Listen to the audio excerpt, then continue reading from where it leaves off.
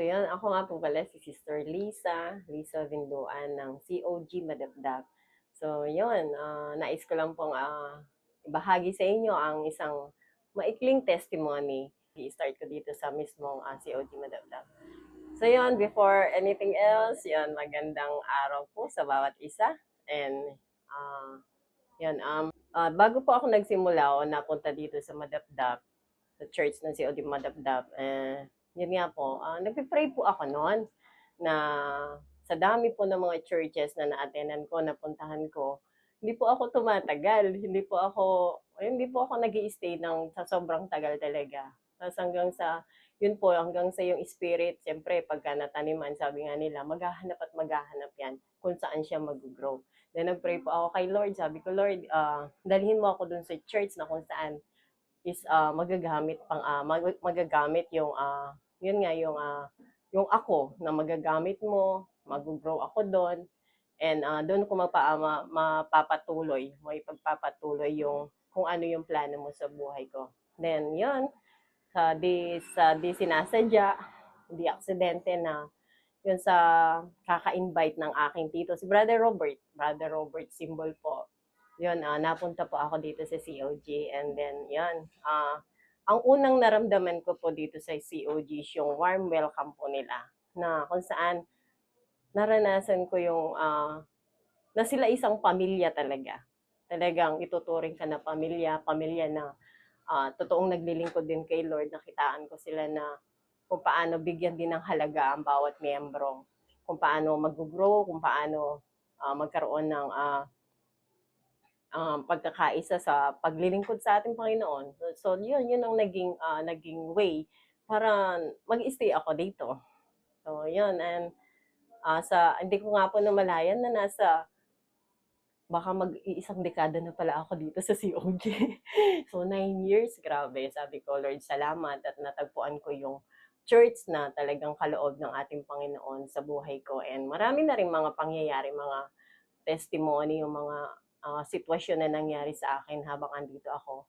May naalala pala ako yung kauna-unahang kinasal dito sa COG. Kasama ko din po yung buong pamilya ko na nag-attend dito. So yun, nagkaroon ng sitwasyon pero hindi siya naging hadlang para tumigil po ako sa paglilingkod.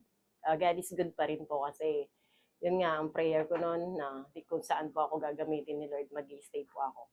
Kaya yun po ang nilaban ko. Nilaban ko na dito sa COG pa rin po ako. Kasama rin po ng aking mga anak. So yun, salamat sa Panginoon. Hanggang ngayon, nananatili pa rin matatag.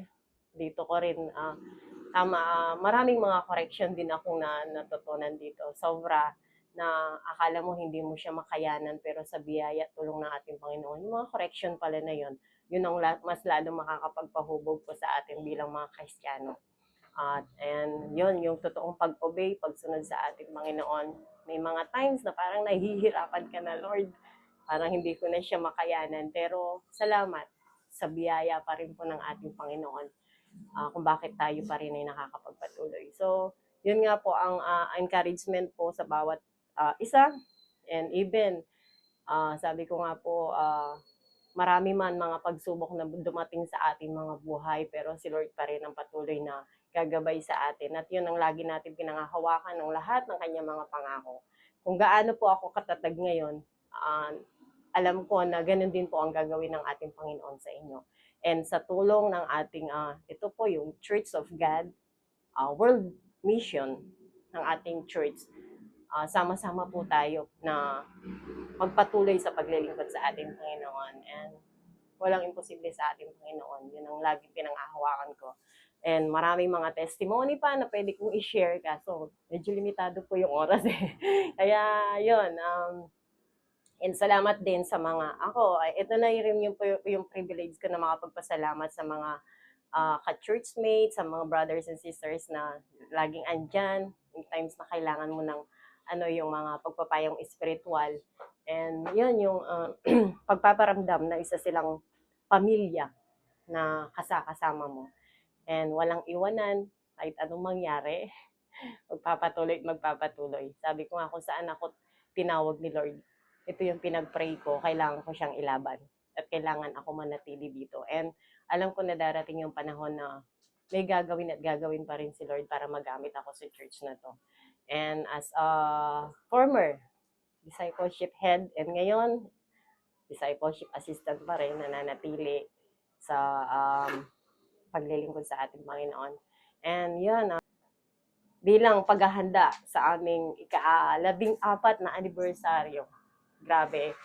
Gusto ko kung ano yung naranasan ko dito sa church na to is maranasan din ng bawat isa. Ni-encourage ko po kayo na gusto niyo bang ma-experience kung ano yung experience niyo dito sa church na to.